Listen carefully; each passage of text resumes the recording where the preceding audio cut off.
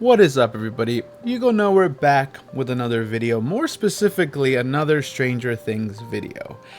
I originally said that I didn't think I was gonna make another video talking about the documentary, but after sitting down and watching it, I kind of feel like I have to because I have some thoughts. Some parts of the documentary were spoiled, I guess, if you want to call it that, and I did see a lot of clips circulating online that got a lot of people angry, and I kind of want to talk about that. I wrote some notes while I was watching it, and I just briefly want to touch on each one. First and foremost, yes, it was just a documentary. To be honest with you guys, I kept going down the rabbit hole myself after my last video, my last thoughts on Conformity Gate. You know, I guess as a Stranger Things enjoyer, you know, I definitely wanted there to be more, even though in my heart of hearts I knew there was nothing. Is it so bad to hope? At the end of the day, we didn't get anything. It was just a documentary, and to be quite honest with you, I enjoyed the documentary. There's some parts that I thought that they could have left out because it just added fuel to this fire that's going rampant right now, that people are turning on the Duffer Brothers for it. But for the most part, I think it was just a well put together send off to the show.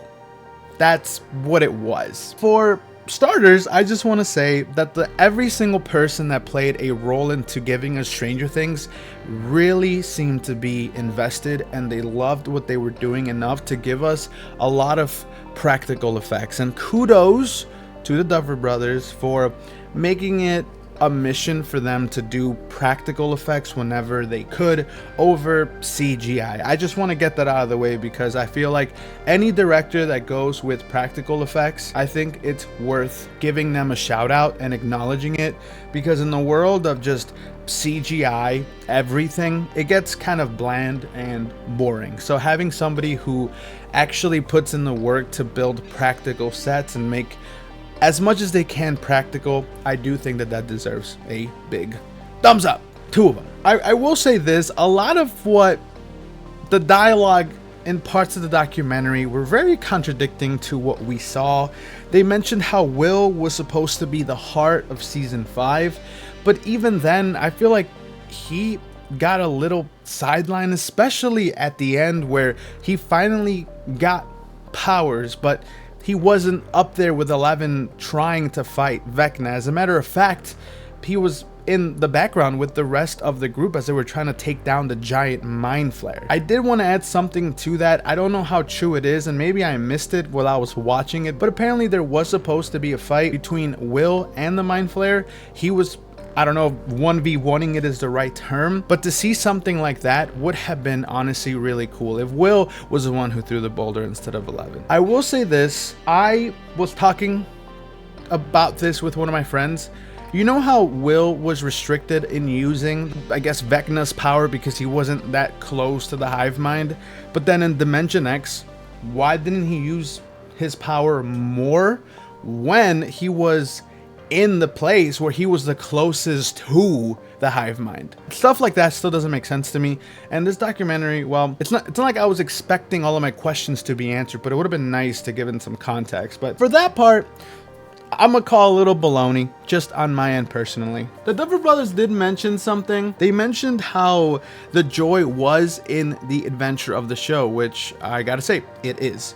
But they also used this as an excuse to not kill people off. At the same time, you had them going on press releases saying that it was gonna be a bloody Christmas and it was gonna make everybody cry. People weren't expecting every single character to die. As a matter of fact, I don't think that the death of a character equals good writing. To kill a character off, there's like a series of steps before you get to that emotional delivery of a beloved character meeting their demise.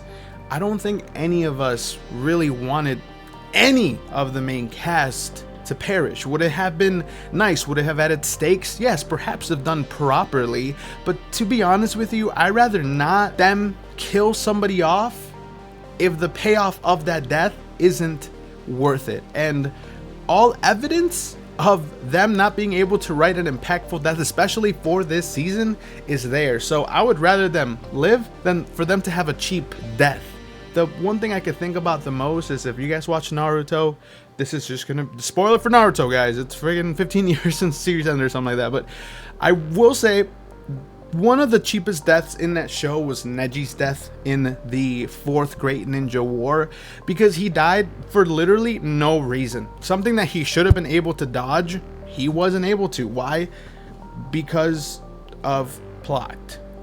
And I wouldn't want that for any of these characters at all. So I would say them not killing somebody off is actually, I feel like that did the series a favor, because then we wouldn't have a cheap death, and that would have been probably worse, if I'm being honest with you. The biggest disappointment to me, and I know this was for a lot of individuals, they didn't have a complete script for episode 8. Even halfway through them shooting, 170 something days, they didn't have a complete script for episode 8. So they were shooting without knowing where this was going to conclude. And that made it even worse for a lot of the people that were working on sets. The set that we got at the very end, where it was the inside of the mind flare, right? I think they kept calling it the bone room. I that sounds so bad.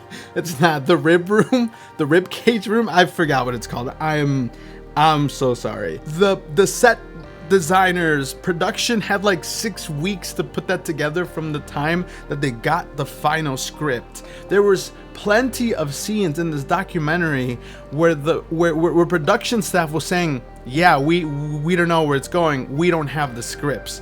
And this is where we found the mystery of the red script. The red script was just episode 8 script. It was just red. There was no other significance behind it. It was just simply red. I can't imagine the stress of the crew not knowing where the story is heading, how it ends, and not knowing how you have to go about in setting up for that. That in itself seems a little bit of a, I don't know, it just kind of seems unfair to them. Like, I can't imagine that amount of stress that they had to work through, and every single person in this production deserves props because they did it. The Duffer Brothers, without their production crew, they wouldn't even get to the levels of success that they are at now. And then we get to probably the most disappointing thing that was said in this entire documentary, besides the script not being finished. But we get to a point, it's around the 45-minute mark of the documentary, how one of the writers is saying that when they get to the Abyss, right, Dimension X, there has to be Demogorgons and Demobats. And the Duffer Brothers just go, So that idea was there. Somebody pitched that idea directly to them during a brainstorming session, and they did nothing with it, and they didn't deliver any good answer when they went on their little press tour after the show ended. To leave that in the documentary, it wasn't a good thing. It wasn't a good thing, and they probably should have taken that out because people are dragging the brothers for this. Like, like, we get it, you know. A better thing to say was, hey, budget went into this giant monster. But I feel like there should have been more thought into that, right? I saw this rewrite. Somebody recommended me to watch this video on how this creator would have written the finale. And there's a scene that they put in, the creator, not the actual writers, of course, where this giant mind flare needed flesh, kind of like in season 3 with the mini mind flare. So in this case, all of these Demogorgons, Demodogs, and Demobats would essentially merge into this giant mind flare. That would have been a better explanation than the one that we received, which was just, we're just not gonna put him. That made me feel some type of way. I was like, okay, you know. And there was also people were posting that if you zoom in on their computers, apparently there's like a Reddit tab open and a Chat GPT, like 2 Chat GPT tabs open as well. It's not a good look. Now, I'm not saying that they did, but why were the tabs open? And again, somebody threw that there's some sort of Demogorgon fatigue. There wasn't. Obviously, there wasn't. That scene in the episode The Sorcerer, episode 4 of season 5, was phenomenal.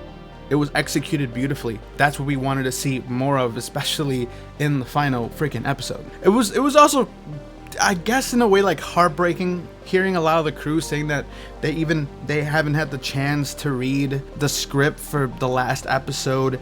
And the brothers deliver this speech at the beginning of the documentary, how important it is to land the finale, the final episode, because of the fans and because they owe it to the crew and the cast.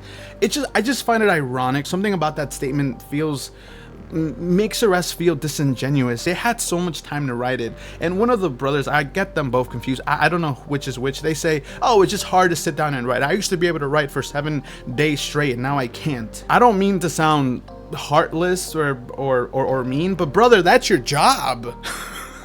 Like, I understand it's hard, and I'm not a writer myself. It does seem like some of the writers pitched some genuinely good ideas that were maybe just pushed away. I don't even know if that is the right word, but it does genuinely seem like some really good advice from other writers was ignored by the main two. It definitely painted them in a worse light. Why would you do that? Why would you shoot yourself in the foot even more after everything that you guys are going through? Like, it's very public that people did not like the finale. So you put this out there. I don't know if they maybe try to make it seem more relatable. I don't think a lot of people feel that way. And not to mention, apparently, the writing of episode 8 was the longest that they've ever spent with the writers. That's what they said. I also put in my note, they wanted to be truthful and honest with the show. It seemed like Netflix was really telling them, hey, we need script. We need the script. I don't know how it works behind the scenes, but I feel like there is a deadline for these scripts. And I feel like the Duffer Brothers, because Stranger Things is such a huge show, Netflix gave them more leeway than a lot of their other shows. It just seems like that. So Netflix really, really wanted the script. So to say that you spent the longest time with this script, yet we got what we got, like, it just seems... I just can't, I don't even know. I don't even have the words in my brain to describe how that makes me feel. Now more than ever, with everything that was said in this documentary, makes me wonder just why everything fell so flat and fell so short when it seemed like it mattered the most. I still cried at the final table read while they were kind of going over episode 8. It still tugged at my heartstrings. It genuinely made me miss the show. Like, I am a little sad that there's gonna be no more Stranger Things, because the fact is, if the spin-off series, right, the live action spin-off or the animated spin-off is as badly written as the finale or the season 5 was, what is there to look forward to? Why should I invest another few years of my life watching the show when I've been proven that the Duffer Brothers have a hard time writing when it counts? Writing is a hard thing to do, and hopefully I'm not lessening that by saying what I'm saying, because I know it's hard. Like, again, I'm a DM for a D&D game, and sometimes I write myself into corners, and sometimes I don't feel like I wrote something as good as I could, but that's like a very low stakes thing in comparison to when you actually put your work in front of a million of people. So I don't know. I guess my thoughts on the documentary was, it was a good, solid documentary, but it brought with it more harm to the Duffer Brothers' reputation than good. I love seeing everybody come together. Just seeing every single cast member's rap was emotional, and it was sentimental, because we have to remember that this was their show. We watched it, but they were living it, and I feel like we do have to pay some sort of respect to that, even if the final season, even if the finale was not great. I did like the documentary, and I still like Stranger Things as a whole. Seasons 1 through 4 are awesome. Season 5, episodes 1 through 4 were awesome, and season 5 will always be in like my bottom tier. It sucks. Yeah, that 10 years of dedication to the series, we got nothing more than what we did, and to an extent it is unfair to the fans, to the cast, to the crew. I guess what I'm trying to say is that regardless, I'm still happy that the show exists, and I'm so happy that I got to watch it at different stages of my life. And to me personally, the fact that the community came together to write something better than what we got was kind of cool and awesome to see. A lot of people are more creative than they gave themselves credit, and Conformity Gate and everything that happened before we got the documentary is just proof of that. That's where I'll put it there. This is probably gonna be my last Stranger Things video for a while until the spinoff comes out, and so does the animated series. So we'll see. If there's anything else worthwhile talking about related to Stranger Things, I'll probably come on here and talk about it. But for now, that's where I'm gonna leave it. Sorry if this video felt rushed. I generally just wanted to put all of my thoughts into a video. I appreciate you watching. If you liked the video, please give it a thumbs up. If you want to see more of my stupid face, go ahead and subscribe. I don't have a direction for this channel. I just like to post what I post. Just a few days ago, I posted about something funny that happened at Topgolf. So if that's your vibe, please feel free to stick around. I would really like that you did, or that you do. So I'm Hugo Nowhere, you stay golden, and I'll see you in my next video.